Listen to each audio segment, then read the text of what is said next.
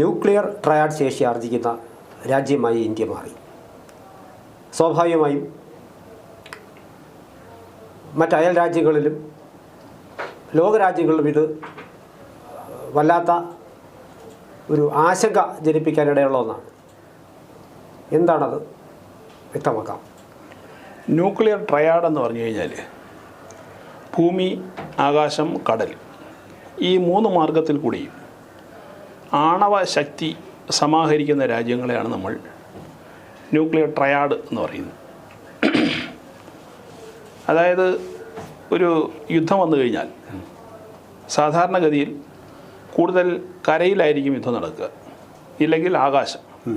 പലപ്പോഴും കടൽ മാർഗമുള്ള യുദ്ധം അത്ര വ്യാപകമല്ല. ഈ ഷിപ്പുകളിലൊക്കെ അങ്ങോട്ടും ഇങ്ങോട്ടുമൊക്കെ ഈ ആയുധങ്ങൾ കൊണ്ടുപോയും ഒക്കെ ഉള്ളതാണ് സാധാരണ നടക്കുക.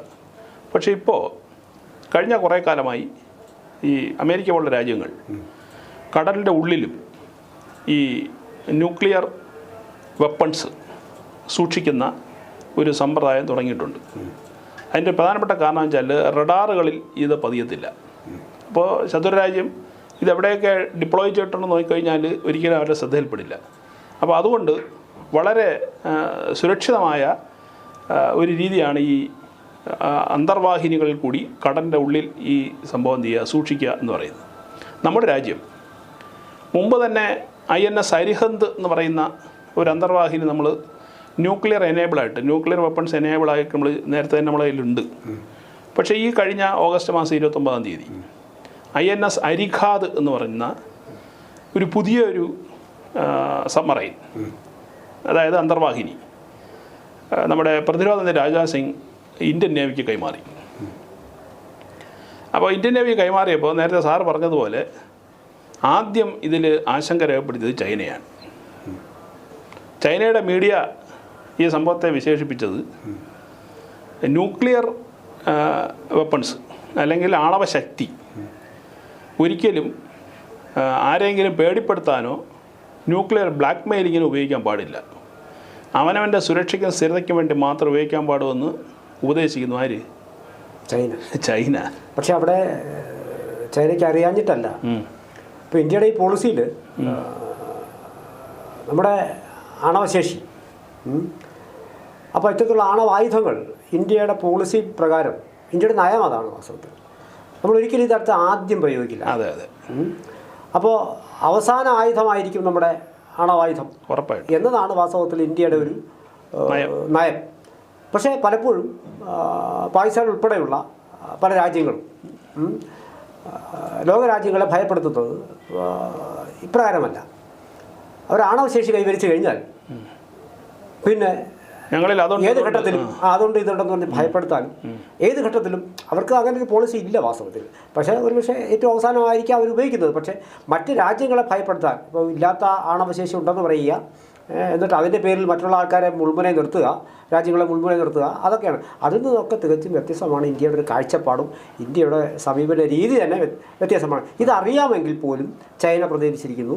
ഇപ്പോൾ പ്രതികരിച്ച ചില ആശങ്കയാണ് പറയുന്നത്. തീർച്ചയായിട്ടും അത് നമുക്ക് ഉദാഹരണമുണ്ട്. ഇപ്പോൾ ഈ സാറ് പറഞ്ഞ ഇന്ത്യൻ പോളിസിക്ക് നല്ലൊരു ഉദാഹരണമാണ് AB വാജ്പേയി നമ്മുടെ പ്രധാനമന്ത്രി ആയിരിക്കുമ്പോഴാണ് ആദ്യമായിട്ട് ന്യൂക്ലിയർ ഈ ആണവശക്തി വിസ്ഫോടനം നടത്തുന്നത്. അമേരിക്ക ചെയ്യലെന്ന് പറഞ്ഞിട്ട് പോലും നമ്മളന്ന് അത് പരീക്ഷിച്ചു.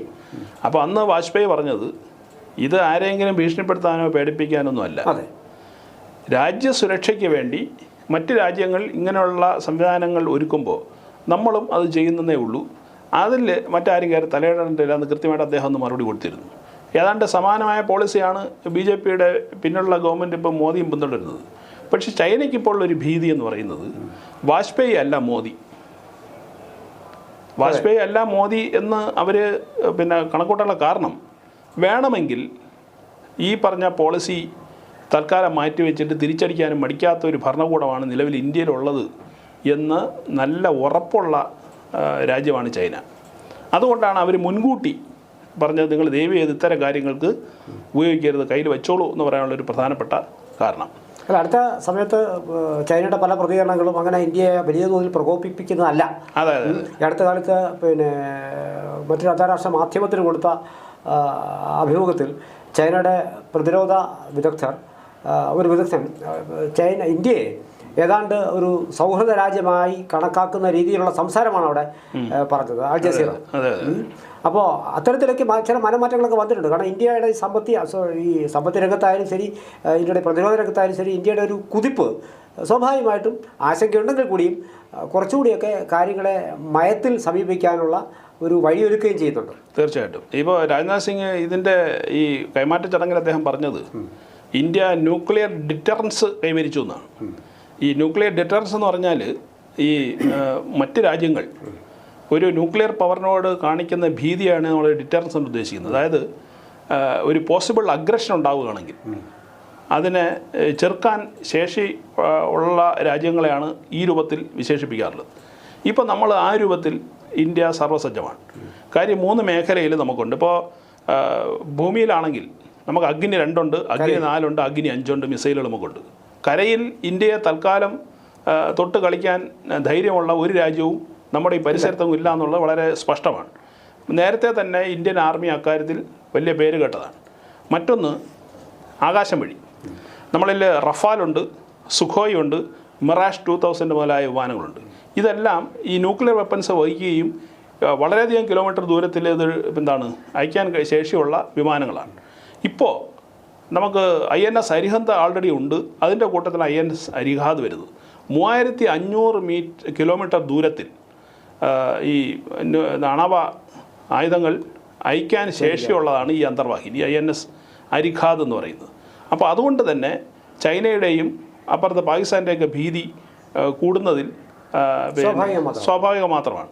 മാത്രമല്ല ഈ 3 തരം അന്തർവാഹിനികളാണ് പൊതുവെ ഉള്ളത്.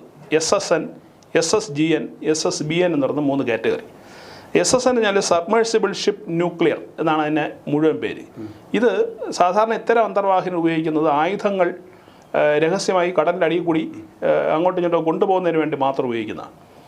SSGN എന്ന് പറഞ്ഞാൽ സബ്മേഴ്സിബിൾ ഷിപ്പ് ഗൈഡഡ് ന്യൂക്ലിയർ എന്ന് പറയുന്നത്. അതും ഈ പറഞ്ഞ ഓപ്പറേഷണൽ സാധനമല്ല. SSBN എന്ന് പറയുന്നതാണ് ഏറ്റവും പ്രധാനം. ഇപ്പം നമ്മൾ 29-ാം തീയതി കൈമാറ്റം ചെയ്ത INS അരിഹാദും നേരത്തെയുള്ള INS അരിഹന്ത് SSBN ആണ്. അതായത് സബ്മേഴ്സിബിൾ ഷിപ്പ് ബാലിസ്റ്റിക് ന്യൂക്ലിയറാണ്. ന്യൂക്ലിയർ വെപ്പൺസ് വഹിക്കാൻ ശേഷിയുള്ളതും ആവശ്യമുള്ള സമയത്ത് അതിൽ നിന്നും ഈ വിക്ഷേപിക്കാനും ശേഷിയുള്ള സബ്മറൈൻസിനാണ് നമ്മൾ SSBN. ആ കാറ്റഗറിയിലാണ് ഇപ്പോൾ നമ്മുടെ രാജ്യം വന്നിട്ടുള്ളത്. ഇത് നിലവിൽ ഈ നേരത്തെ സാറ് പറഞ്ഞ പോലെ ട്രയോഡ്, ന്യൂക്ലിയർ ട്രയോഡ് എന്ന് പറയുന്ന ഈ ശേഷി കൈവരിക്കുന്ന 4ാമത്തെ രാജ്യമാണ് നമ്മുടെ രാജ്യം. നിലവിൽ അമേരിക്ക, റഷ്യ, ചൈന, ഫ്രാൻസ് ഇത്തരം രാജ്യങ്ങൾക്ക് മാത്രമേ ഈ ശേഷിയുള്ളൂ.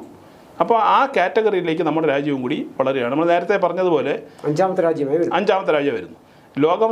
ലോകത്തിനോടൊപ്പം നമ്മൾ സാമ്പത്തിക ശക്തിയായി വളരുന്നതോടൊപ്പം തന്നെ നമ്മൾ ഏറ്റവും വലിയ സൈനിക ശക്തിയായി വളരുന്നു എന്നുള്ളതിൻ്റെ ഏറ്റവും വലിയ ലക്ഷണമാണ് ഇപ്പോൾ ഈ ഇന്ത്യൻ നേവിക്ക് കൈമാറ്റം ചെയ്ത ഈ INS അരിഹാദ് എന്ന് പറയുന്നത്. മാത്രമല്ല ഇത് പൂർണ്ണമായും തദ്ദേശീയമായി നിർമ്മിച്ച നമ്മുടെ ബാബ അറ്റോമിക് റിസർച്ചും DRDOയും സംയുക്തമായി ആണ് ഇതിൻ്റെ ഡിസൈനും ടെക്നോളജിയും ഒക്കെ രൂപകൽപ്പന ചെയ്തിട്ടുള്ളത്. അതുകൊണ്ട് തന്നെ മറ്റ് രാജ്യങ്ങൾക്കൊന്നും ഇതിൻ്റെ എന്തെങ്കിലുമൊക്കെ ഇൻഫർമേഷൻസ് കിട്ടുന്ന കാര്യം വളരെ സംശയകരമാണ്. സാധാരണഗതിയിൽ മുൻകാലങ്ങളിലൊക്കെ നമ്മൾ മറ്റ് രാജ്യങ്ങളിൽ നിന്ന് ഇതിൻ്റെ എന്തെങ്കിലുമൊക്കെ സ്വീകരിക്കുമായിരുന്നു. ഇപ്രാവശ്യം ആകെ സഹായം സ്വീകരിച്ചുള്ളത് റഷ്യ എന്ന് മാത്രമാണ്. അത് ഡിസൈനിങ്ങുമായിട്ട് ബന്ധപ്പെട്ടാണ്. ആ ഡിസൈനിങ്ങിൻ്റെ അപ്പുറം അതിനകത്തുള്ള ടെക്നോളജിയും മറ്റ് കാര്യങ്ങളൊക്കെ നമ്മുടെ രാജ്യത്ത് തന്നെ വിദഗ്ധരായിട്ടുള്ള ശാസ്ത്രജ്ഞന്മാരാണ് കണ്ടുപിടിച്ചിട്ടുള്ളത്. മാത്രമല്ല 112 മീറ്റർ നീളമാണ് ഈ INS അരിഹാദിന്. 9.5 മീറ്റർ ഉയരമുണ്ട്. അതുപോലെ തന്നെ nuclear power 82.5 megawatt pressure light water nuclear reflector ഇതിൻ്റെ അകത്തുണ്ട്. കാരണം എന്താണെന്ന് വെച്ചാൽ ഇതിനാവശ്യമായ ഊർജ്ജം ഇതിനകത്ത് തന്നെ ഉണ്ടാക്കും. മുമ്പൊക്കെയുള്ള അന്തർവാഹിനി ഡീസലിലാണ് പ്രവർത്തിച്ചുകൊണ്ടിരുന്നത്. അതായത് ഡീസൽ തീരുമ്പോഴത്തേക്ക് വീണ്ടും മേളിൽ വരണം, ഡീസൽ ഫില്ല് ചെയ്യണം, വീണ്ടും ഉള്ളിൽ പോകണം, അങ്ങനെയായിരുന്നു. ഇപ്പോൾ അതല്ല. ഇപ്പോൾ അതിൻ്റെ ഉള്ളിൽ വെച്ച് തന്നെ ഈ ന്യൂക്ലിയർ എനർജി ഉപയോഗിച്ചിട്ട് അതിനാവശ്യമായ യന്ത്രം ചലിപ്പിക്കുന്നതിനാവശ്യമായ ഊർജ്ജം അതിനകത്ത് തന്നെ ഉണ്ടാക്കും. മാത്രമല്ല റഡാറുകളുടെ വിസിബിലിറ്റിയിൽ നിന്നും ഇതെപ്പോഴും വളരെ ദൂരെയായിരിക്കും. ഒരിക്കലും ഇതെവിടെയാണ് എന്ന് അറിയാൻ കഴിയില്ല.